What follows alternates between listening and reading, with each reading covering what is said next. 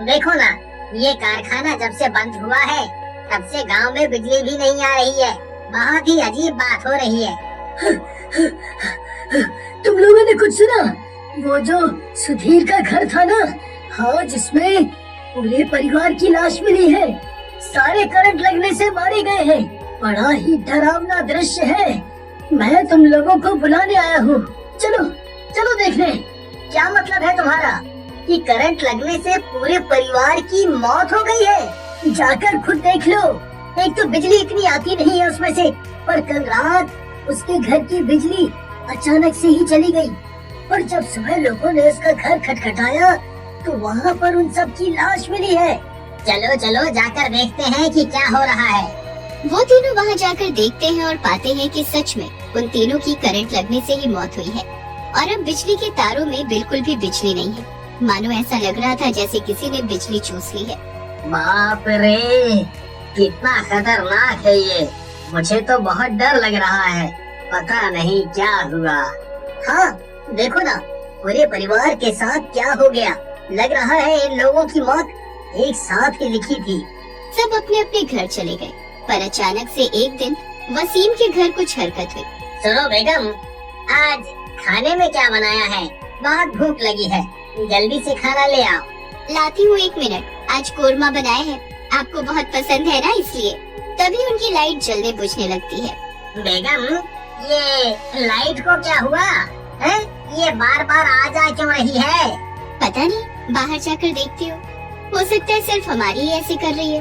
क्या हुआ बेगम? सिर्फ हमारी ही लाइट ऐसे कर रही है या औरों की भी? एक तो कम वक्त, कितना कम तो बिजली आती है, ऊपर से ऐसी हरकतें। तौबा, क्यों बंद हो गया वो कारखाना? हाँ, सिर्फ हमारी बिजली नहीं आ रही। चलिए ना जाकर देखते हैं कि तार ठीक तो है। बेगम और वसीम दोनों जाकर बिजली देखने लगते हैं। तभी उन्हें तारों में कुछ हलचल सुनाई देती है। बेगम, क्या तुम्हें कुछ अजीब सा सुनाई दे रहा है? ऐसा लग रहा है कोई कुछ चूस रहा है या खींच रहा है। बेवकूफ, तुम मुझे नहीं देख पाओगे, पर मैं सब कुछ साफ साफ देख पा रहा हूँ। हाँ, मुझे भी सुनाई दे रहा है। कोई है क्या वहाँ पर? बाहर आओ, कहीं कोई चूहा तो नहीं है? हट हट, कहीं यही कोई तार चबा गया हो। वसीम और उसकी बेगम जैसे ही वहाँ पहुँचते हैं तो वहाँ पर उनको बहुत चमकता हुआ सब कुछ नजर आता है। अरे, ये क्या चमक रहा है? ये तो कुछ टॉर्च जैसा मालूम पड़ता है। इतनी लाइट आ रही है इसमें से। चलो पास जाकर देखते हैं बेगम। जैसे ही वसीम और उसकी बेगम उसके पास जाते हैं, बिजली वाला भूत उनको अपनी तरफ खींच लेता है और एक बहुत जोर का बिजली का झटका देता है, जिसकी वजह से उनकी मौत हो जाती है।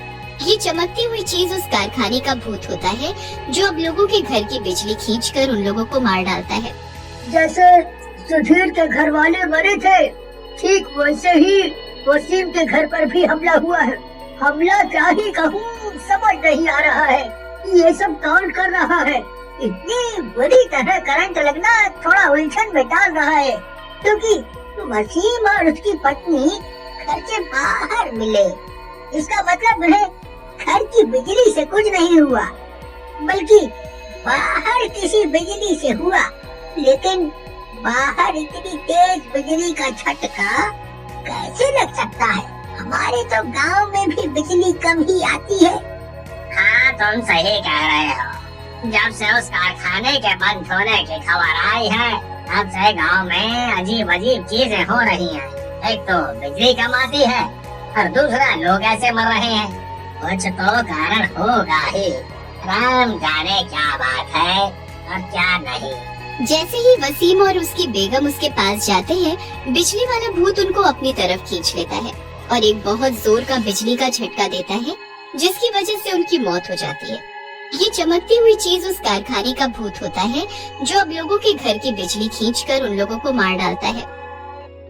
वसीम के मरने की खबर पूरे गांव में फैल जाती है और सबके अंदर एक खौफ पैदा हो जाता है, लेकिन किसी को उसका कारण पता नहीं होता। इस बात का और डर लोगों के अंदर समा जाता है। फिर से रात होती है और इस बार कुलदीप के घर की बिजली चली जाती है, लेकिन उनके घर पर मोहन भी बैठा होता है। अरे एक तो मर मर के बिजली आती है, ऊपर से रात को कट गई।